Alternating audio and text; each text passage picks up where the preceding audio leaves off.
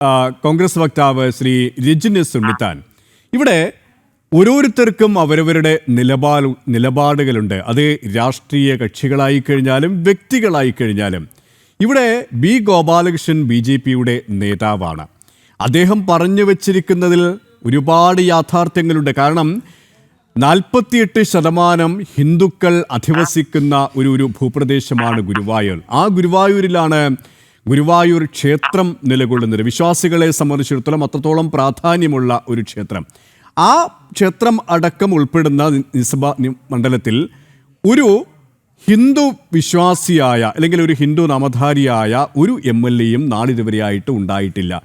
എന്തുകൊണ്ട് അക്ബർ, എന്തുകൊണ്ട് മറ്റ് പേരുകൾ വരുന്നു? കാരണം അക്ബർ എന്ന് പറയുന്നത് നിലവിലെ MLA ആണ്. അതുകൊണ്ടാണ് ഞാൻ ആ പേര് ഇവിടെ പരാമർശിച്ചത്. അത്തരത്തിൽ നോക്കുമ്പോൾ അദ്ദേഹം പറഞ്ഞതിലെ ഒരുപാട് യാഥാർത്ഥ്യങ്ങളില്ലേ? ആ യാഥാർത്ഥ്യങ്ങൾ അദ്ദേഹം പറയുമ്പോൾ അതിനെ എതിർക്കുന്നവർക്ക് എതിർക്കാം, സ്വീകരിക്കുന്നവർക്ക് സ്വീകരിക്കാൻ. പക്ഷേ അതിന് കേസെടുക്കേണ്ടത് അല്ലെങ്കിൽ മറ്റൊരു തരത്തിൽ അതിനെ വർഗീയമായി ചിത്രീകരിക്കേണ്ട ആവശ്യമുണ്ടോ? അബ്ദുൽ ഖാദർ എന്നാണ് ഇപ്പോഴത്തെ MLAയുടെ പേര് കേട്ടോ സുരേഷ് കുമാർജി. KV അബ്ദുൽ ഖാദർ എന്നാണ് എനിക്ക് തോന്നുന്നത്, അക്ബർ അല്ല. പറഞ്ഞോളൂ സുരേഷ് കുമാർ. ഇതിനകത്ത് എന്താണ് നമ്മളൊരു ചർച്ചയൊക്കെയായിട്ട് എടുത്തിരിക്കുന്നത്? കേരളത്തിന്റെ മതേതര അന്തരീക്ഷത്തെ ചോദ്യം ചെയ്യുന്ന രീതിയിലേക്കുള്ള ഒരു ചർച്ചയായി ചർച്ച മാറിക്കൊണ്ടിരിക്കുന്നു എന്നുള്ളതാണ് എനിക്ക് ആദ്യം തന്നെ ഈ ചർച്ചയെ പറ്റി പറയാനുള്ളത്. കാരണം കേരളം എന്ന് പറയുന്നത് പ്രബുദ്ധതയുടെ നാടാണ്. ആ നാട്ടിൽ ജാതിയോ മതമോ ഒന്നും നോക്കാതെ ജനങ്ങൾ വോട്ട് ചെയ്തതിന്റെ ഫലമായിട്ടാണ് ഏത് നാമമാണോ, ഏത് വർഗമാണോ, ഏത് ജാതിയാണോ എന്ന് നോക്കാതെയുള്ള MLAമാരും MPമാരും ഒക്കെ കേരളത്തിന്റെ പല ഭാഗത്തും ഉണ്ടാകുന്നത് എന്നുള്ളതാണ് യാഥാർത്ഥ്യം. ഇപ്പൊ ഗുരുവായൂരെ സംബന്ധിച്ചാണ് നമ്മളിപ്പോൾ ചർച്ച ചെയ്തുകൊണ്ടിരിക്കുന്നത്. ഗോപാലകൃഷ്ണനെ സംബന്ധിച്ച് പറയുകയാണെങ്കിൽ അദ്ദേഹം കൊടുങ്ങല്ലൂര് സ്ഥാനാർത്ഥിയാവാൻ വേണ്ടി താറുകൊടുത്ത് കച്ചകെട്ടിയൊക്കെ നിന്നിരുന്ന ഒരാളാണ്.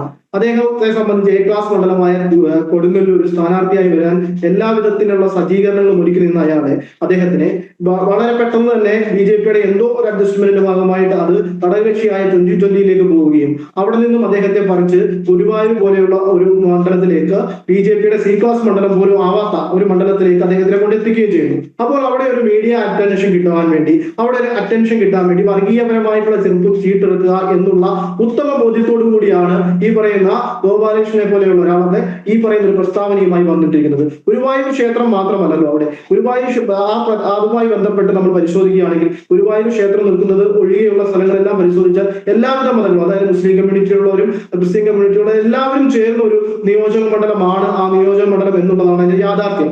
ആ യാഥാർത്ഥ്യം ഉൾക്കൊള്ളാതെ തന്നെ അവിടെ ഒരു വർഗീയ ചീട്ടിറക്കി ജയിക്കാൻ പറ്റും. വേറെ ഒന്നും പറയാനുള്ള കേന്ദ്രത്തിന്റെ ഭരണത്തെ പറ്റിയോ അല്ലെങ്കിൽ അവരുടെ മികവിനെ പറ്റിയോ ഒന്നും പറയുവാനും അല്ലെങ്കിൽ CPMനെ എന്റെ ഈ 10 വർഷക്കാലമുള്ള ഭരണത്തിന്റെ പരാജയത്തെ പറ്റി പറഞ്ഞൊന്നും ജയിക്കുവാൻ അല്ലെങ്കിൽ അതുമായി ബന്ധപ്പെട്ട് 10 വോട്ട് പിടിക്കുവാൻ സാധ്യമല്ലാത്തൊരു സാഹചര്യം വന്നപ്പോഴാണ് ഈ പറയുന്ന ഒരു വർഗീയ ചീട്ടിറക്കിക്കൊണ്ട് വന്നിരിക്കുന്നത് എന്നുള്ളത് കേരളത്തിലെ സമൂഹത്തിനെയും ഗുരുവായൂർ സമൂഹത്തിനെയും സംബന്ധിച്ച് പ്രത്യേകമായി പറയാൻ സാധിക്കുന്നതാണ്. ഗുരുവായൂർ ക്ഷേത്രവുമായി ബന്ധപ്പെട്ട് പല നാമധാരികളായ MLAമാർ ഉണ്ടായിട്ടുണ്ട് എന്നുള്ളതാണ്. ഗുരുവായൂർ വികസന പ്രവർത്തനങ്ങളെ ഒരു ലിസ്റ്റ് നിങ്ങൾക്ക് എടുത്തു നോക്കണം. ഗുരുവായൂരുമായി ബന്ധപ്പെട്ട് ഞാൻ ഗുരുവായൂർ ഭഗവാന്റെ ഭക്തനാണ്, അവിടെ പോകുന്ന ഒരാളാണ്. അതുമായി ബന്ധപ്പെട്ട് അവിടെ ചെല്ലുമ്പോൾ പാഞ്ചജന്യമായിക്കോട്ടെ, ശ്രീവത്സമായിക്കോട്ടെ, ഗസ്റ്റ് ഹൗസുകളായിക്കോട്ടെ, സാധാരണക്കാരായ ആളുകളുമായി ബന്ധപ്പെട്ട് നിൽക്കുന്ന ഭക്തജനങ്ങൾക്ക് ഉണ്ടാകുന്ന അടിസ്ഥാന സൗകര്യ വികസനങ്ങളും ഒക്കെ അവിടെ എല്ലാ ഉദ്ഘാടന വേദികളും നമ്മൾ കേൾക്കുമ്പോൾ മുൻ മുഖ്യമന്ത്രി ആയ K കരുണാകരന്റെ പേര് അനുസ്വാധനം ചെയ്തു വെച്ചിരിക്കുന്നത് നമുക്ക് പ്രത്യേകമായി കാണാൻ സാധിക്കും. അങ്ങനെ വലിയ പരിഗണന കോൺഗ്രസ് പോലെയുള്ള ഗവൺമെന്റ്